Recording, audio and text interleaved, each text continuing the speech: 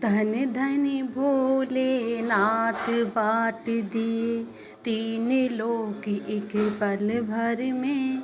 ऐसे दीन दयाल हो दाता, कोड़ी रखी नहीं घर में।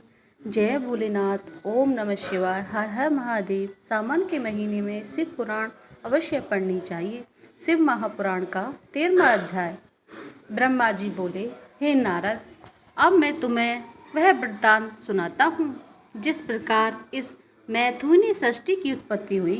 भगवान सदाशिव से शक्ति प्राप्त कर मैंने एक पुत्र पुरुष तथा एक स्त्री को अपने आधे आधे शरीर से उत्पन्न किया। उस पुरुष का नाम स्वयंभू मनु तथा स्त्री का नाम शतरूपा हुआ। शतरूपा ने तपस्या द्वारा मनुष्य मनु को पति रूप में प्राप्त किया। फिर उन दोनों पुरुष तथा स्त्री ने मेरे पास आकर कहा, हे पिता, आप हमें कुछ आज्ञा दीजिए। तब मैंने अत्यंत प्रसन्न होकर उन्हें वह आज्ञा दी कि तुम सब प्रथम भगवान सदाशिव का पूजन करो, तदुपरांत उनसे आज्ञा पाकर सृष्टि उत्पन्न करने का कार्य करो। मेरा आज्ञा को स्वीकार कर उन्होंने ऐसी तपस्या की। भगवान सदाशिव ने प्रसन्न होकर उन्हें अपना दर्शन दिया तथा वरदान मांगने के लिए कहा। उस समय मनु ने उनकी स्तुति करते हुए यह कहा, हे प्रभु, अपने मन की इच्छा को आपके सामने प्रकट करना मूर्खता होगी, अतः आप हमारे लिए जो उचित समझें वह करें।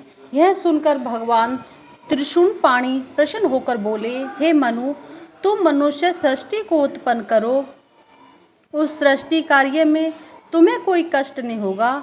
तुम्हें 3 प्रकार ऋण चुकाने होंगे, जिन्हें देव ऋण, पितृ ऋण तथा ऋषि ऋण कहते हैं।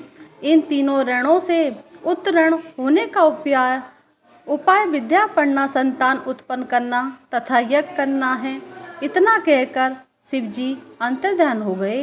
हे नारद, भगवान सदाशिव इस प्रकार वरदान प्राप्त कर मनु तथा शतरूपा मेरे समीप लौट आए और मुझे सब वृत्तांत कह सुनाया। उसे सुनकर मैंने भी उनसे कहा, तुम दोनों संतान की उत्पत्ति करो। मेरी आज्ञा पाकर वे दोनों सृष्टि उत्पन्न करने लगे। सब प्रथम उन्होंने 2 पुत्र तथा 3 पुत्रियों को उत्पन्न किया। उनमें एक पुत्र प्रियव्रत के नाम से प्रसिद्ध हुआ। उसने गृहस्थ आश्रम में प्रवेश कर श्रेष्ठ धर्म का पालन किया। उसकी संतान भी अत्यंत शीलवान हुई। आगे चलकर उसी वंश में भगवान श्री कृष्णचंद्र ने अवतार लिया। मनु के दूसरे पुत्र का नाम उत्तानपाद था। उसके वंश में ध्रुव के समान योगी भक्त का जन्म हुआ। मनु की पहली पुत्री का नाम अनुमति था। उसका विवाह मेरे पुत्र रुचि नामक मुनि के साथ हुआ था। वह पुत्र मुझे अत्यंत प्रिय था। उसके द्वारा यज्ञ और दीक्षा नामक 2 संतानों की उत्पत्ति हुई। मनु की दूसरी पुत्री का नाम देवहूति था। उसका विवाह कंदरम मुनि के साथ हुआ था। उसके गर्भ से भगवान कपिल देव ने जन्म लिया। कंदरम मुनि के कला, अनसुईया, श्रद्धा, निपचरा, कर्मगति, शांति, अरुणधि, ख्याति, बहती तथा बृहति नामक 10 कन्या भी हुईं।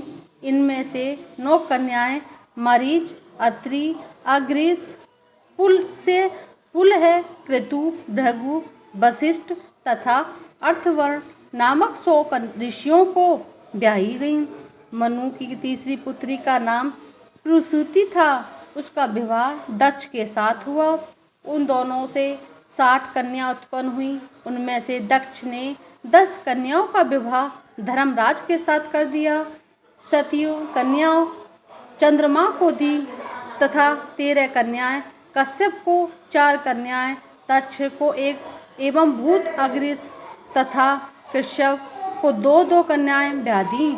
उन सबसे बहुत अधिक संतानों की उत्पत्ति हुई। उसी के कुल में हमने विष्णु जी ने तथा शिव जी ने जन्म लिया। इस प्रकार अपनी 60 पुत्रियों का विवाह करने के उपरांत दक्ष ने मेरे पास आकर सब हाल कह सुनाया और यह पूछा कि आप मुझे क्या आज्ञा देते हैं। दक्ष की बात सुनकर मैंने उसकी प्रशंसा करते हुए कहा, हे पुत्र, अब तुम कोई ऐसा उपाय करो जिससे तुम्हारी एक पुत्री का विवाह शिव जी के साथ हो सके। ऐसा करने से तुम्हारा जन्म सफल हो जाएगा और हमारी सृष्टि पवित्र हो जाएगी।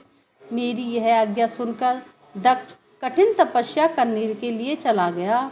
उस तपस्या के प्रभाव से आदि शक्ति जगदम्बा ने दक्ष के घर में अवतार ग्रहण किया। बोली शंकर भगवान की जय। 13वां अध्याय समाप्त हुआ। 14वां अध्याय हमारे अगले वीडियो में मिलेगा। हर हर महादेव। ओम नमः शिवाय।